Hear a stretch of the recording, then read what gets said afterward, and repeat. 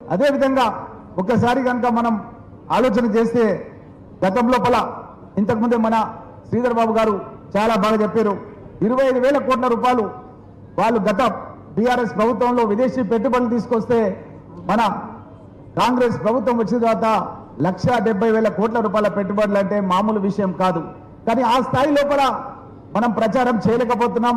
వాళ్ళేమో ప్రచారం లోపల మనను పూర్తిగా తిప్పికొడుతూ వాళ్ళు ప్రచారం చేస్తున్నారు. కాబట్టి ఇక్కడ మనమంతా కూడా దీన్ని బాధ్యతగా తీసుకోవాల్సిన అవసరం ఉంది.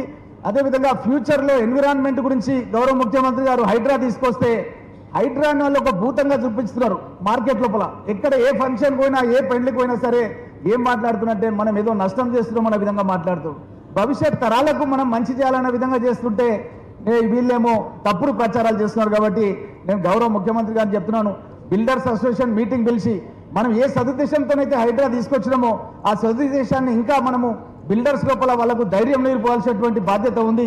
ఎందుకంటే హైదరాబాద్ నుంచి 100 కిలోమీటర్ మనకు ఎక్కడ చూసినా సరే రియల్ ఎస్టేట్ అనేది డెవలప్ అవుతుంది. కాబట్టి ముఖ్యమంత్రి గారిని బిల్డర్ సమావేశం పెట్టి వాళ్ళకు ధైర్యం నూరిపోసే విధంగా మాట్లాడాలని వారికి కోరుకుంటూ